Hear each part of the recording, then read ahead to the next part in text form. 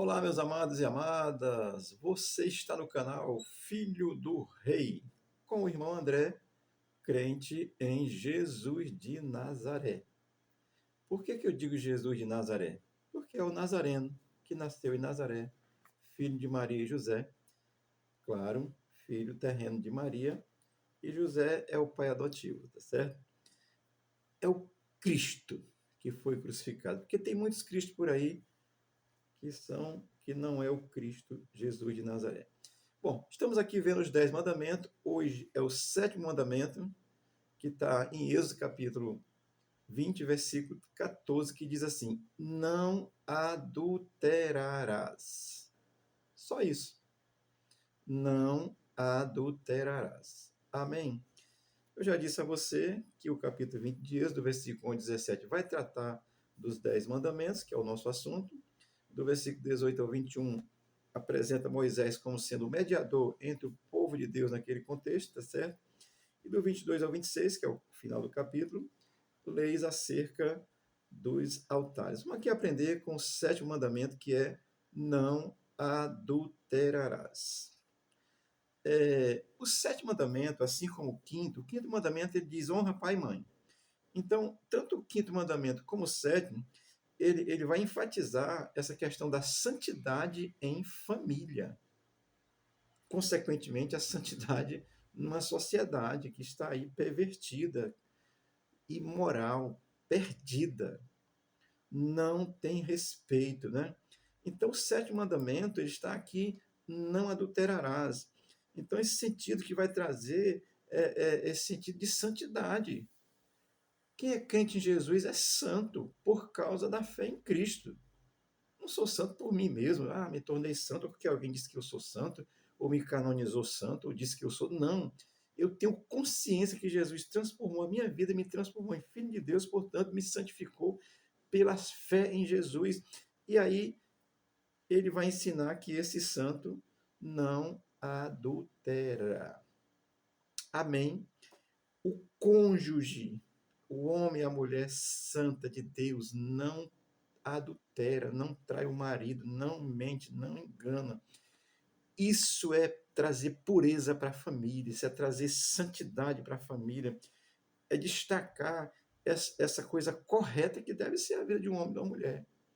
O cara casa, aí tem 150 por fora do casamento.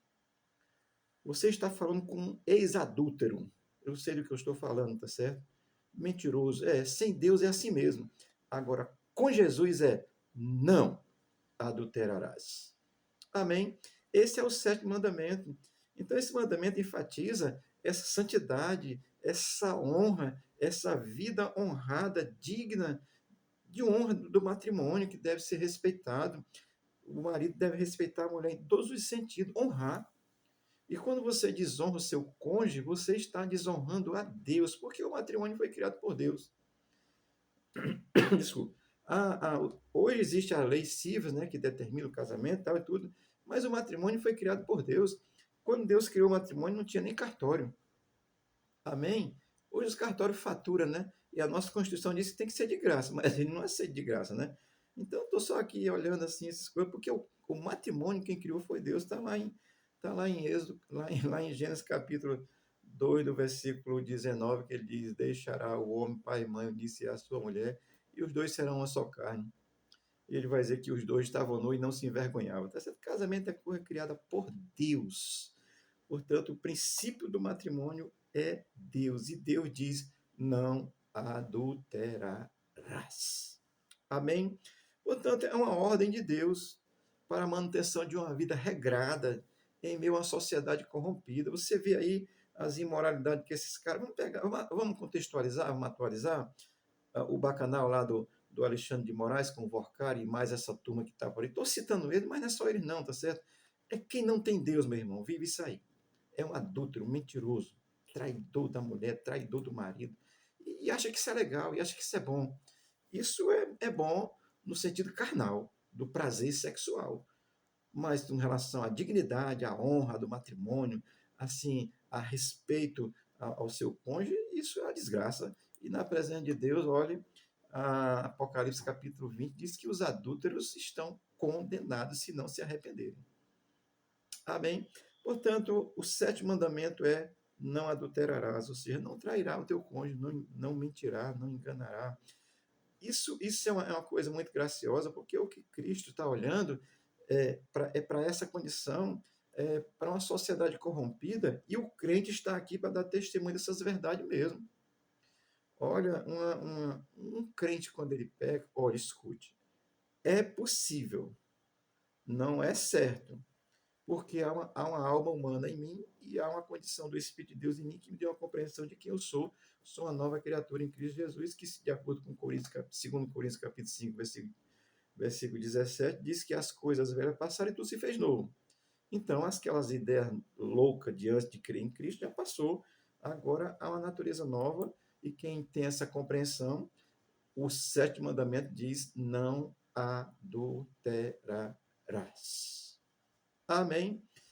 Eu quero aqui enfatizar uma coisa para você, porque nesse sentido, o adultério, ele vai muito além de trair o seu cônjuge. Ele é realmente uma condição de dar um testemunho da verdade de Deus na terra, ou seja, honrando o matrimônio que foi criado por Deus. Amém? Deixa eu ler aqui Hebreus dentro desse contexto para você pensar um pouco sobre isso, tá certo? Hebreus 13:4 diz assim: digno de honra entre todos seja o matrimônio, bem como o leito sem mácula, porque Deus julgará os impuros e adúlteros. Amém? Olha, Deus trata o adultério assim com um peso tão grande, porque Deus foi quem criou o matrimônio, é quem sustenta o matrimônio, é quem abençoa o matrimônio. Se você não dá ênfase a Deus na sua vida, você vai ser um desregrado, adúltero, mentiroso, traidor, vai viver essa realidade de uma sociedade corrompida e maléfica, porque quer o mal e não quer o bem, quer o seu prazer pessoal e jamais respeitar, e nem respeitar o matrimônio, e muito menos obedecer a Deus, que diz: não adulterarás. Vou só enfatizar isso. É possível que um crente caia numa loucura dessa? É, infelizmente. Não quer dizer que tem que cair. João vai ensinar em 1 João 3,9, que diz que os filhos de Deus não vivem na prática do pecado. E adultério é pecado. Então, entender o que é pecado, evita a prática. Amém? Agora, eu quero aqui dar um destaque, porque Jesus é tremendo. Porque ele é Deus, né? Jesus é Deus. Então, eu quero dar um destaque porque Jesus ampliou essa questão do adultério muito para além da prática.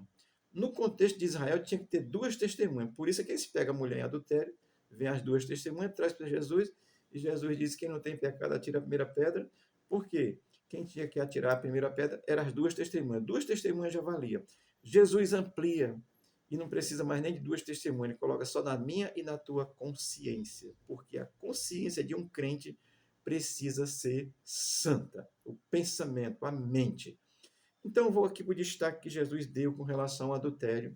Eu vou ler Mateus 5, 27 e 28, que diz assim: 27 diz: ouviste o que foi dito, não adulterarás. Ou seja, na lei diz, não adulterarás. No versículo 28 de Mateus 5 diz: eu, porém, olha, o porém de Jesus é show. Eu, porém, vos digo: qualquer que olhar para uma mulher com intenção impura, no coração já adulterou com ela. Isso é concupiscência, tá certo? Olhar e desejar. Olha, meu irmão, eu vou dizer uma coisa muito clara para você, porque eu não sou hipócrita, tá certo? É quase impossível você não olhar, porque você tem olho, você olha, e é quase impossível você não desejar olhar e não ter um olhar assim: opa, essa aí Deus fez no capricho. Eu não sou hipócrita, tá certo? Agora, o que eu quero te ensinar? Não deixe que esse pensamento perdure na sua cabeça e coloque ele em prática, que você piora as coisas muito mais ainda. Se vem um pensamento, lembra-se de Deus, diz: isso é adultério. Jesus disse que só olhar e só pensar e só desejar, só ter uma intenção impura já é adultério. Amém? Estou falando aqui para crente, viu? E pode ter certeza, esse que está falando sabe, e sou homem igual a você, e sabe perfeitamente que é possível olhar e desejar. Agora Jesus diz: eu, porém, vos digo, se olhar com pensamento, com desejo impuro, com intenção impura, já adulterou. E se já adulterou, meu irmão, tem que pedir perdão a Deus. Já estou pedindo aqui antecipado, Senhor, me perdoa. Não sou hipócrita, tá certo? O crentão aí que bota, não. Por isso que Jesus diz assim: eu, porém, te digo, André, se tu tiver intenção impura no teu pensamento, tu já adulterou. E Jesus é legal porque ele trata a coisa assim, olha, com muito mais seriedade. As pessoas dizem, é a graça. É graça. Mas salvo pela graça. Quem crê está salvo pela graça. Agora, salvo pela graça, se você vive sem graça, isso na realidade é uma desgraça. Não tem graça nenhuma. Porque quem é salvo pela graça obedece a Deus. E aqui tratando de adultério, se vier um pensamento impuro, liberte-se dele, diga: Senhor, me perdoa, eu estou adulterando, porque o pecado tem que ser reconhecido, senão você não deixa.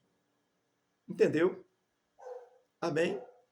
Deus te abençoe, Deus te guarde. E se você partir para a prática, meu irmão, eu vou dizer assim: meu Deus, me perdoe, eu vou dizer o que eu estou pensando mesmo, aí lascou-se. Porque aí você, além de pensar, além de olhar com um pensamento impuro, aí você colocou em prática, aí, meu irmão, você está perdidão. Você tem que se voltar para Deus e dizer assim: Senhor, eu sou fraco mesmo, me ajuda, me abençoa, me socorre, eu não quero isso, porque isso é obedecer a Deus, é reconhecer a sua fragilidade, André, e depender de Deus e buscar obedecer a Deus, dizer assim: Senhor, estou aqui, não quero ter esses pensamentos mesmo, não. Amém? O salmista diz que a gente não pode evitar que o pardal, ele usa essa linguagem contextualizada de ambiente assim, onde não é cidade, a gente não pode evitar que o pardal sobrevoe sobre a nossa cabeça. Mas nós podemos evitar que ele pouse. Escute, meu irmão, às vezes o pardal não está voando, não, já pousou, já fez o ninho, já nasceu o filhote, já fez cocô no ninho, já criou piolho, porque quando faz o ninho, a ave faz o ninho, cria piolho, já está aí você continua com esse pensamento, então você, vou dizer, você está adulterando, você está corrompendo o seu matrimônio, você está corrompendo o seu leito, está maculando o seu leito só no seu pensamento. Eu estou orientando a mim mesmo, para quando eu vier esse pensamento, eu me lembrar e dizer assim: Senhor, me ajuda e me abençoa. Deus te abençoe, Deus me abençoe, Deus te guarde, Deus me guarde, e que o Senhor nos ajude a não sermos adúlteros. Um olhar concupiscente para Jesus já é adultério. O Senhor te abençoe, te guarde, te fortaleça. Não seja como o mundão, não, meu irmão.